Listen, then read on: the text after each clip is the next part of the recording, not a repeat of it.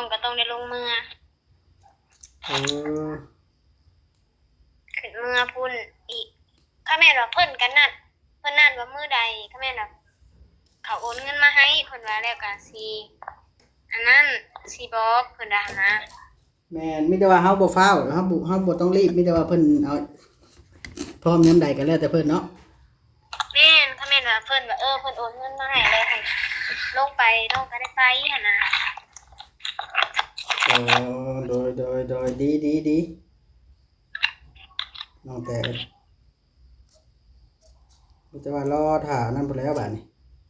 ถือว่าเป็นข่าวดีเด้อนี่เนาะข่าวดีบ่นี่แม่นข่าวดีแล้วเฮาจังสิได้เริ่มต้นบ่อนใหม่อยู่ใหม่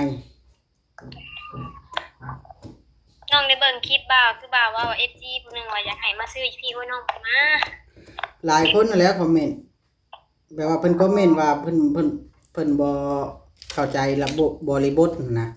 ว่าเพิ่นว่าคือบ่ไปซื้ออยู่บ้านผัวอันนี้ก็เว้าบ่ได้เด้เนาะอันน้องนุ่งเฮาบัด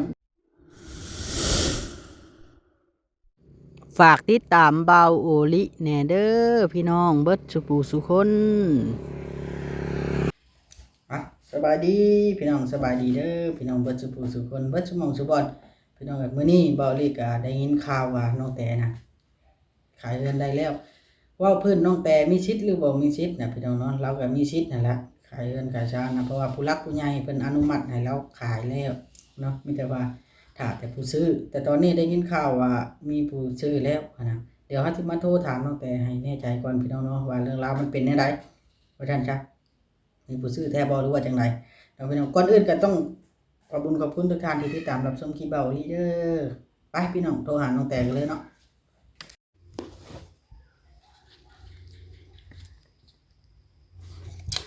สบายดีน้องแต่โดยเปิดกล้องให้เบิ่งดูไอ้สิถ่ายคลิปนี่เปิดได้บ่หรือค่าเวียบบ่ก่อนดูนะเปิดได้ไหมมันบ่ได้วางก่อนอ้าว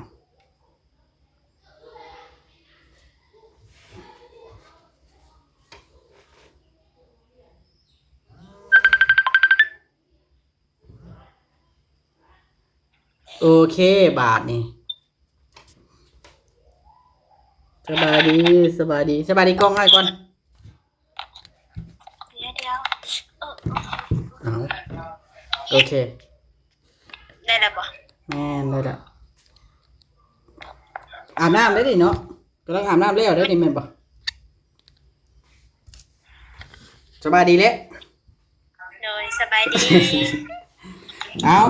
เข้าเรื่องเลยแล้วกันโดยเป็นอะไรไอ้คือว่าเห็นว่ามีผู้ซื้อหรอบ่แม่นผู้บ้านผู้ว่ามีผู้ซื้อแล้วเพิ่นยังบ่ได้โอนเงินมาให้ เออลูกหลานเพิ่นน่ะบ่อันนี้เพิ่นก็บ่ได้บอกเพิ่นมีก็ว่ามีคนซื้อแล้ว โอ้ดีใจนำบาดมีคนสิเอาแล้วเนาะเพิ่นว่าเนาะแม่นบ่าวบ่ได้ไปหาเพิ่นบ่ซะหาบ่เห็นมันเพิ่นนานมาแล้วเลยนะบ่ครบเพิ่นอีก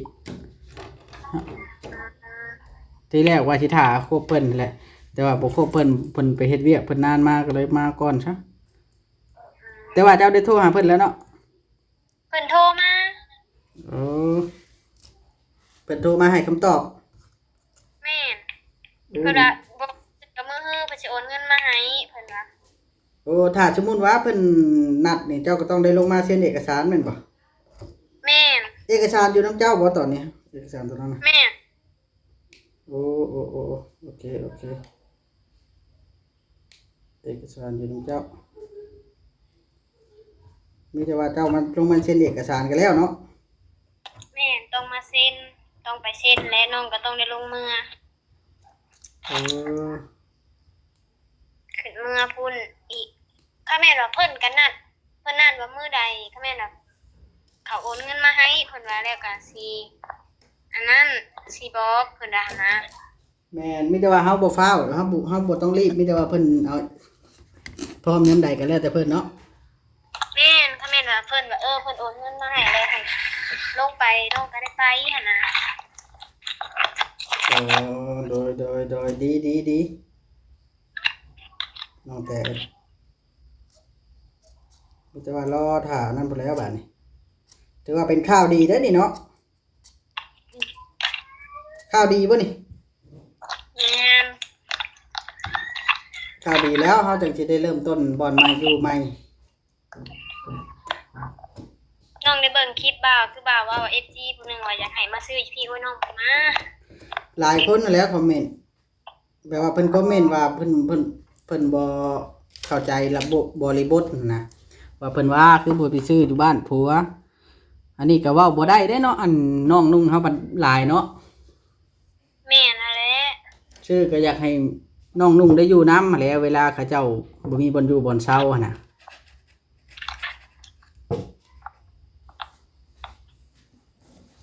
ชื่อก็ต้องอยากให้เขาได้อยู่นำแน่แหละ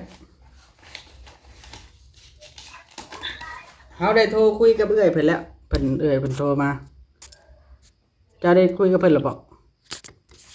บ่ยังบ่ได้คุย มีแต่ว่าเพิ่นบอกว่ามีแต่ว่าเฮาใจเย็นๆอีหยังก็ใจเย็นๆเท่าเพิ่นนั่นพุ่นละคันเพิ่นพร้อมยามใดแล้วจัง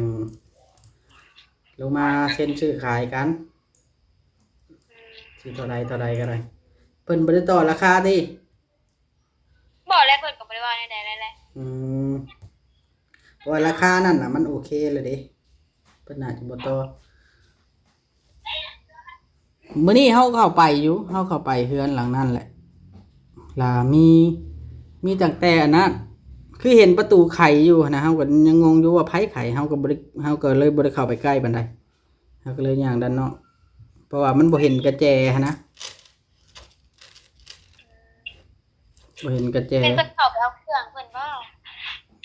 เข้าไปเอาเครื่องก็พอสิอัดให้กันแน่ มันบ่ได้อ่านเลยบ่ ค่อยว่าพ่อเจ้าเข้าไปว่าว่านชื่อนี่บ่แม่นบ่เราบ่ได้เข้าไปเลยบ่ พอบ่มีกระแจดอกพอเพิ่นใส่กระแจไว้คือว่าก ระแจบ่เห็นค่อยบ่ได้เห็นกระแจค่อยเห็นประตูไขเบิ่งเซิงอยู่ค่อยว่า มีคนมาบ่ค่อยว่าก็บ่อัดหั้นนะค่อยก็ย่านคนนอนอยู่หั่นเนาะค่อยก็เลยบ่ได้เข้าไปใกล้ปานใด จักเลยซะ เข้าไปบัดนี้เพิ่นน่าจะลืมทัดไปแล้ว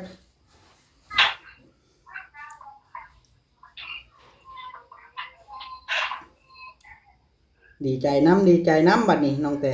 กันได้อันนั้นก็ได้มีแต่ว่าถ้าเพิ่นนัดบ่เพิ่นบอกน่ะ แม่นเพิ่นน่ะอีทเพิ่นว่าก็แม่นว่าโอนมามื้ออื่นนี่มื้อให้มื้อนั้นเลยน้องก็เลยว่าวันที่14 15พู้นแล้วเพื่อค่ารถน้องอีกเด้น้องก็ยังบ่ได้มีค่ารถอยู่ อ๋อเว้าง่ายๆซะแล้วแต่เพิ่นน้องแต่อ้ายว่า แม่ เพราะว่าแล้วแต่เพิ่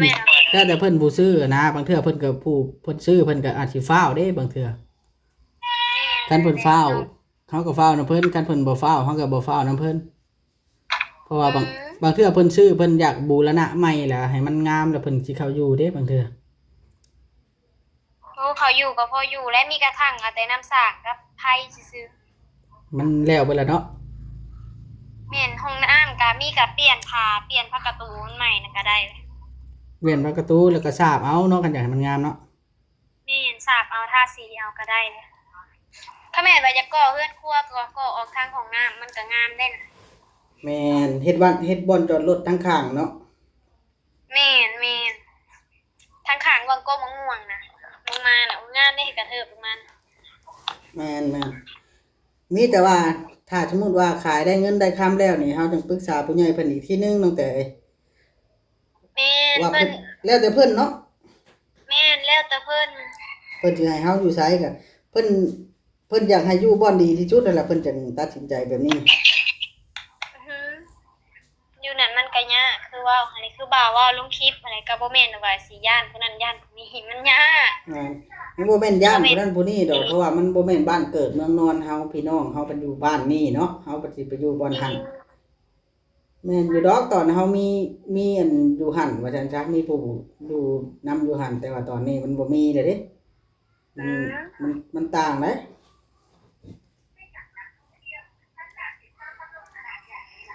ใครอยู่แต่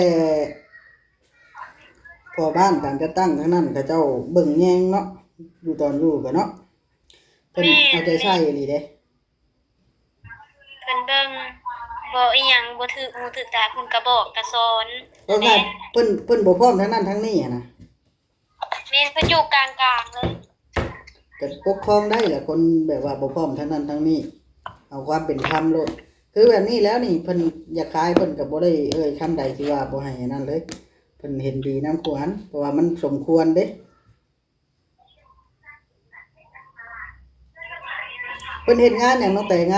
านแต่งเงินป้าจะบ่ แม่นอีก3มื้อนี่แหละนี่ โอ้ว่าง่ายเจ้าอยากแล้วงานแต่งเงินป้าก่อนเนาะแนวใดก็ แม่น ยากเวียกเนาะบ่เป็นหยังบ่เป็นหยังมีแต่ว่าพังเบิ่งมื้ออื่นแล้วเทื่ออ้ายเข้าไปอัดไว้บัดนี้เฮือนกันบ่เห็นอันว่ามีคนไข้แล้วบ่อัดว่าพ่อเจ้าไปไข้ ตะกี้เพิ่นน่ะคือว่าเพิ่นใส่กระแจบ่ตอนบ่บอสเข้าไปก็คือว่าเห็นกับหน่วยกระแจ ใส่กระแจมื้อนี้อ้ายเข้าไปดะบ่เห็นชักบ่เห็นกระจอกกระแจนะ อืม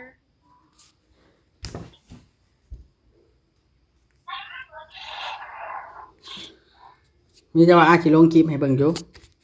ว่าเพิ่นไข้ไปไดถ่ายน้อยหนึงย่านคนเข้าไปแอบอยู่หั่นเด้บ่แม่นดอกย่านแบบว่าคนมัน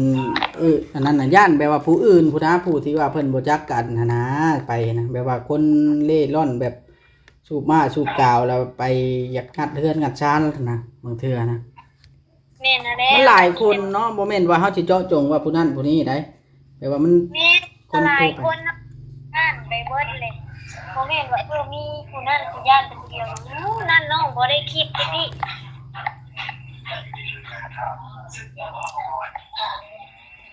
ก็ง่ายทุกสิ่งทุกอย่างตอนนี้เพิ่นให้เลิกแล้วต่อกันว่าซั่นซะบ่ให้กล่าวถึงแล้วก็บ่ให้เว้าคือน้องตุ๊กนะเฮาเว้าถึงเพิ่นได้อยู่น้องตุ๊กยังว่าน้องเจ้าเองเนาะ บ่นั่งบ่เว้าอีกน้องบ่อยากเว้าอีก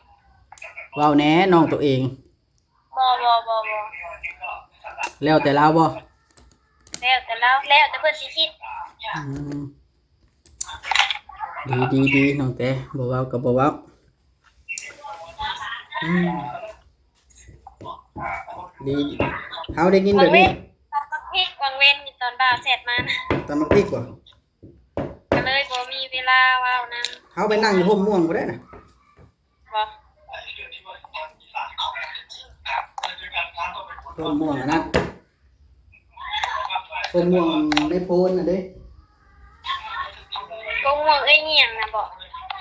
แต่ห่มม่วงไปแล้ววังสร้างเออยู่ตอนน่ะ แม่นอะไร มันมังม่วงหลายครับ มะม่วงดกบ่ หลายอยู่มังม่วงหลายอีหลีแต่ว่ามันบ่ค่อยมีคนกิน โอ้ยมันสุกจังหน่อยพุ่นแหละตะกี้น้องแล้วไปกินอยู่นะอยากกินส้มก็ไปต่อยเอา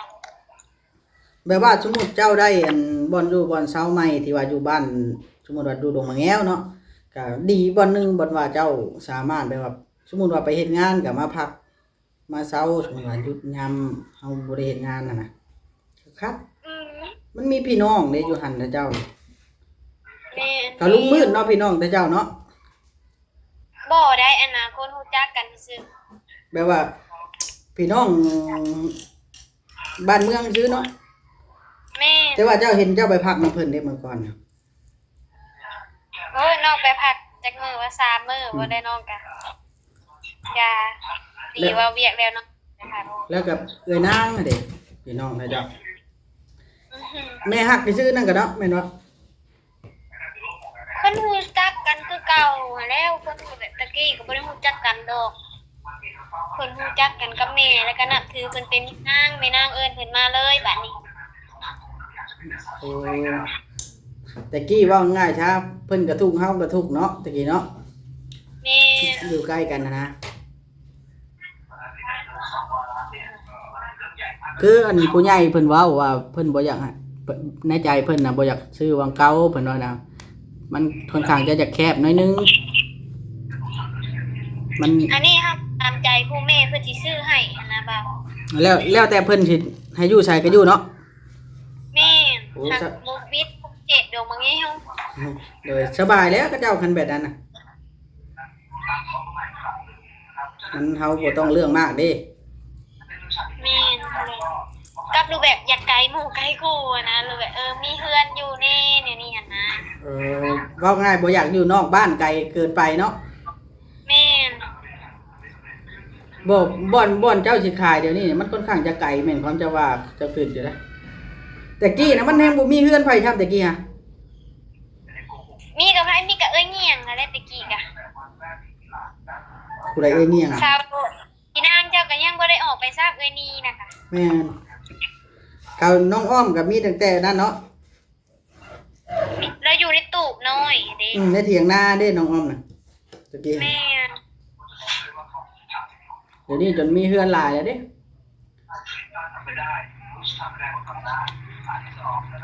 ดีน้องแต่ยินดีนํไอ้โทรถามให้แน่ใจ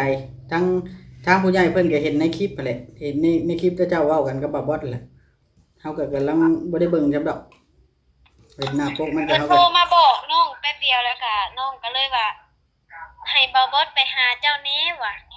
ญาติแบบเจ้ายังบ่ได้เห็นกับผู้บ้านหั้นนะ บ่เห็น ยังบ่เห็น เฮาบ่ได้เห็น แล้วก็บอบอสว่าย่างไปเบิ่งเห็นแต่เมียเจ้านอนอยู่ว่านอนกับลูกนะจักเจ้าไปไสเพิ่นว่า อืมดีเพราะว่าเพิ่น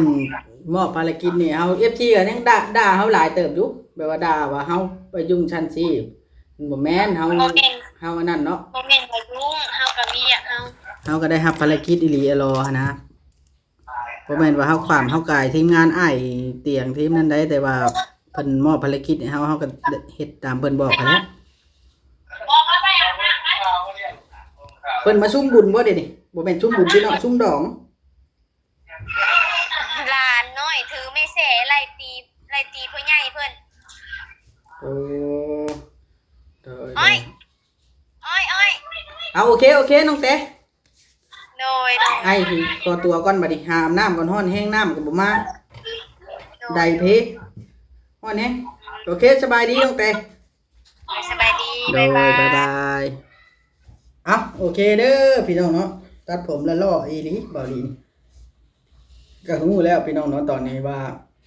ตั้งแต่ว่าได้รับคำยืนยันจากผู้เพิ่นสิซื้อแล้วว่าเพิ่นสิซื้อถ้าบ่มีหยังผิดพลาดก็น่าจะได้ขายพี่น้องเลยเนาะตามราคาที่ตกลงกันไว้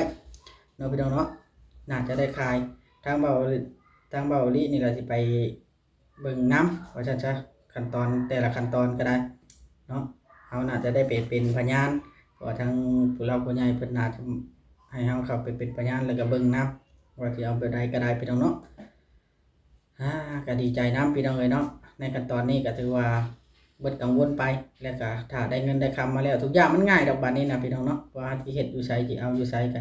แล้วแต่ที่พิจารณาของผู้รักผู้ใหญ่เพิ่นบัดนี้โอเคพี่น้องสำหรับคลิปนี้สิได้ขอตัวกันเด้อฝากกดไลค์กดติดตามคือเก่าคือเดิมพี่น้องสบายดี